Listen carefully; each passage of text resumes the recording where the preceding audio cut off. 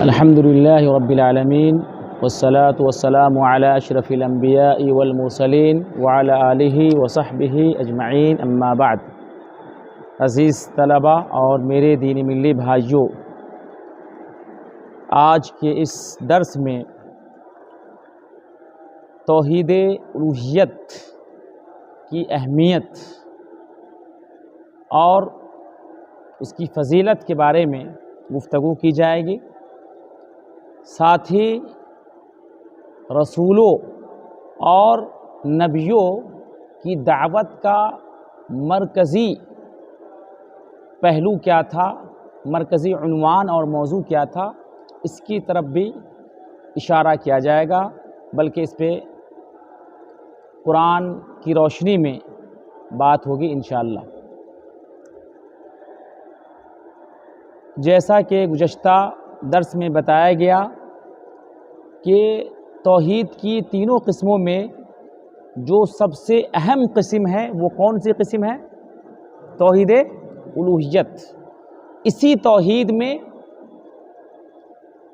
لوگوں کے درمیان معرکہ آرائی ہوتی رہی، اسی توحید میں لوگ گمراہ ہوتے رہے،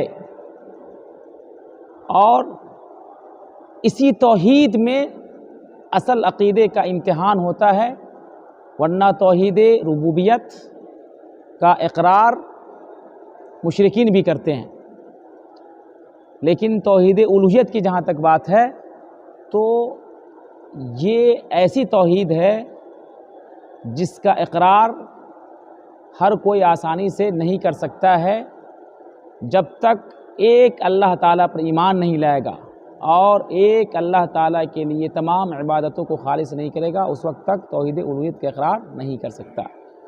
تو یہ توحید الوہیت ایسی توحید ہے جو نبیوں اور رسولوں کی دعوت کا مرکز رہا ہے۔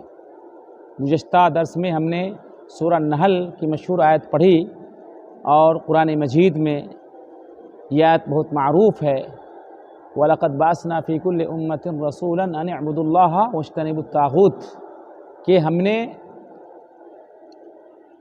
تمام رسول کو بھیجا، ہم نے ہر قبیلے ہر قوم میں رسول کو بھیجا یہ کہہ کر کے کہ آپ اس بات کا پیغام پہنچا دے کہ تم تمام کے تمام ایک اللہ تعالیٰ کی عبادت کرو، ایک اللہ تعالیٰ کی عبادت کرو، اور تمام معبودان باطلہ سے توبہ کرو، برات کا اظہار کرو۔ اسی طریقے سے خصوصی طور پر اللہ تعالیٰ نے چند انبیاء کا تذکرہ کر کے ہود علیہ السلام، حضرت شعیب علیہ السلام، حضرت صالح علیہ السلام، حضرت نوح علیہ السلام کا ذکر کرنے کے بعد اللہ تعالیٰ نے فرمایا ان لوگوں کی زبانی کہ یا قوم اعبدوا اللہ ما لکم من الہ غیرہ۔ تمام کا یہ ایک ہی پیغام تھا، سب نے، حضرت ہود علیہ السلام نے، حضرت صالح علیہ السلام نے، حضرت شعیب علیہ السلام نے، حضرت نوح علیہ السلام نے، سب نے ایک ہی بات کہی، یا قوم اعبدوا اللہ ما لکم من الہ غیرہ۔ سورہ الاعراف میں مختلف جگہوں پر یہ آیت کریمہ وارد ہے کہ اے میری قوم کے لوگوں، اے میری قوم کے لوگوں، تم ایک اللہ کی عبادت کرو، ایک اللہ کی عبادت کرو، اللہ کے علاوہ تمہارا کوئی معبود برحق نہیں ہے۔ کلیئر انداز میں کھل کر کے اس بات کی وضاحت کر دی۔ حضرت نوح علیہ السلام سارے 900 سال تک اسی توحید الوہیت کی دعوت دیتے رہے، سارے 900 سال تک اسی توحید کا پیغام پہنچاتے رہے۔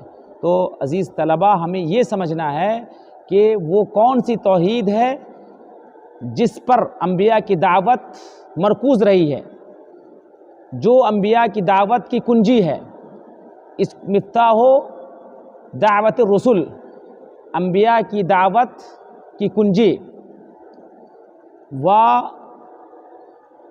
زبدۃ دعوت الرسل، رسولوں کی دعوت کا نچوڑ، خلاصہ، و اساس دعوت الرسل، رسولوں کی دعوت کی بنیاد کیا رہی ہے؟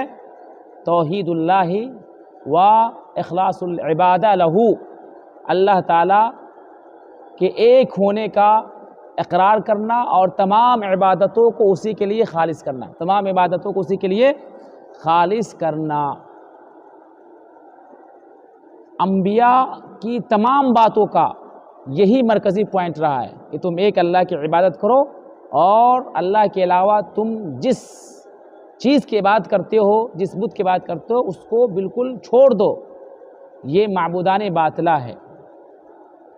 اور انبیاء کی دعوت سے ہمیں یہ نصیحت ملتی ہے کہ ہم تمام لوگ، آپ طلبہ ہیں، خطبہ دیتے ہیں، تقریر کرتے ہیں، درس دیتے ہیں یا لوگوں کو سمجھاتے ہیں، تو آپ کی دعوت کی شروعات یہیں سے ہونی چاہیے، دعوت کی ابتدا یہیں سے ہونی چاہیے۔ یہی انبیاء کا طریقہ ہے، یہی ہمارے پیارے نبی محمد عربی صلی اللہ علیہ وسلم کا طریقہ ہے، یہی صحابہ کا طریقہ ہے، یہی تابعین کا طریقہ ہے، تبع تابعین اور تمام اسلاف امت کا ہی طریقہ ہے۔ اپنی دعوت کا آغاز آپ توحید الوہیت سے کیجئے، توحید سے کیجئے، رب کی معرفت، رب کی حقیقت بتائیے اور لوگوں کو بتائیے کہ آپ کی پیدائش، خلقت کا کیا مقصد ہے۔ باقی اخلاق، کردار، روزہ، نماز یا جہنم، جنت اور دیگر جو نیکیاں ہیں، دیگر جو موضوعات ہیں، ٹھیک ہے، ان پہ بھی گفتگو ہونی چاہیے، لیکن بعد میں پہل کس پہ گفتگو ہونی چاہیے؟ توحید پہ گفتگو ہونی چاہیے۔ اور توحید میں بھی زیادہ زور اور زیادہ اہتمام کس چیز کا ہونا چاہیے؟ توحید الوہیت کا، چونکہ لوگوں کے اندر جو شرک پایا جاتا ہے وہ اسی توحید کے اندر ہے، توحید ربوبیت کے اندر نہیں، بہت کم۔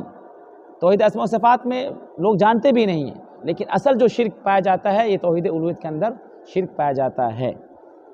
ایک اور ہمیں نقطہ یہ سمجھنا ہے کہ یہی توحید ہے، یہی توحید الوہیت ہے جس کی وجہ سے انبیاء، رسول اور ان کی قوموں کے درمیان معرکہ آرائی رہی، بالکل کشمکش رہی، توحید اور شرک کے درمیان ایک جنگ چھڑی رہی، ایک کشمکش اور آپس میں دونوں بالکل برسر پیکار رہے۔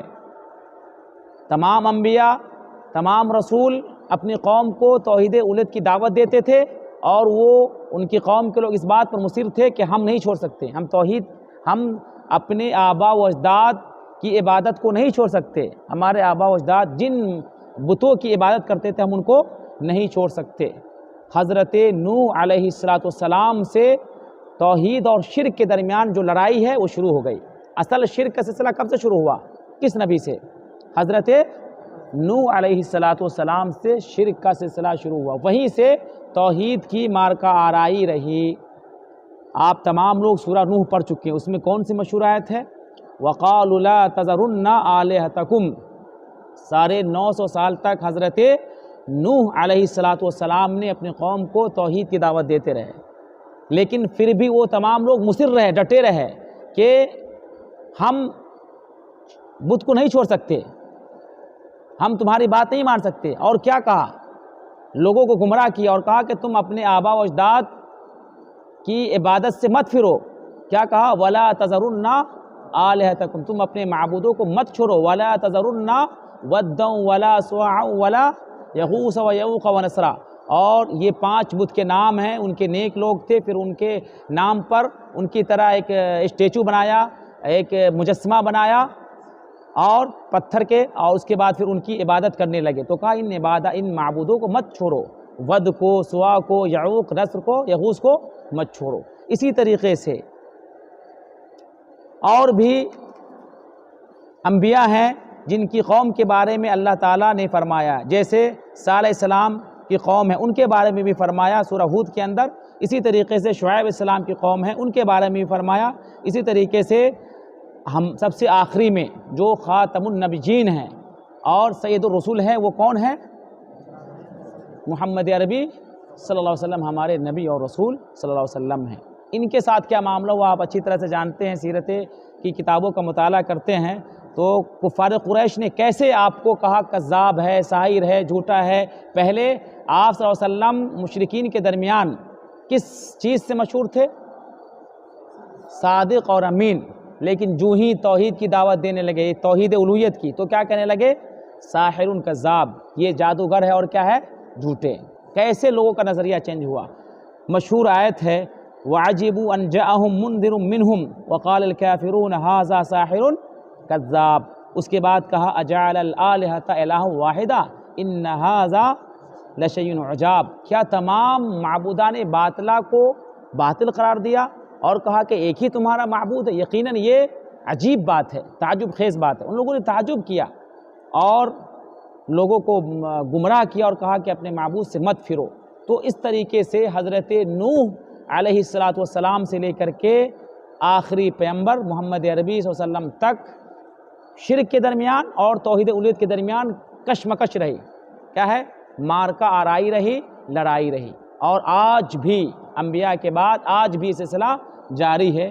آپ مسلمانوں کو، غیر مسلموں کو چھوڑیں، مسلمانوں کو اگر آپ اخلاق کی دعوت دیتے ہیں یا نماز کی دعوت دیتے ہیں یا دیگر اعمال کی فضیلت بیان کرتے ہیں تو کہیں گے ٹھیک ہے، اچھی بات ہے. لیکن جو ہی اگر آپ انہیں توحید ربوبیت کی دعوت دیں، توحید الوہیت کی دعوت دیں، توحید کی دعوت دیں تو کہے گا کہ یہ وہابی ہے، تو یہ جو ہے ہمیں گمراہ کرنا چاہتا ہے. وہ آپ سے نفرت کرنا شروع کر دیں گے، وہ آپ سے نفرت کرنا شروع کر دیں گے. یہ عجیب بات ہے. مسلمانوں کے اندر بھی یہ شرک پایا جاتا ہے اور ان کے اندر بھی کفار اور مشرکین کا طریقہ پایا جاتا ہے. تو ہمیں یہ سمجھنا آج کے درس میں کہ توحید الوہیت ایسی توحید ہے جو انبیاء کی دعوت کا مرکز رہا ہے. انبیاء کی دعوت کا کیا رہا ہے؟ مرکز. یہی موضوع رہا، عنوان رہا ہے. اسی طریقے سے حضرت نوح علیہ السلام سے لے کر کے محمد صلی اللہ علیہ وسلم تک شرک اور کفر میں، شرک اور توحید میں مارکا آرائی رہی ہے. اسی توحید کی وجہ سے جنگ رہی ہے، اسی توحید کی وجہ سے جنگ چھڑی رہی، لڑائی ہوتی رہی اور آپس میں ایک دوسرے کے بسر و پیکار رہے. تو ہمیں بھی توحید الوہیت کو سمجھنا ہے اور تمام طرح کی عبادتوں کو کس کے لیے انجام دینا ہے؟ اللہ تعالیٰ کے لیے انجام دینا ہے اور ہمیں اسی کی دعوت دینی ہے. آپ دیگر تمام موضوعات کو چھوڑ دیں، اگر آپ اسی پہ اپنی گفتگو کرتے ہیں تو آپ کامیاب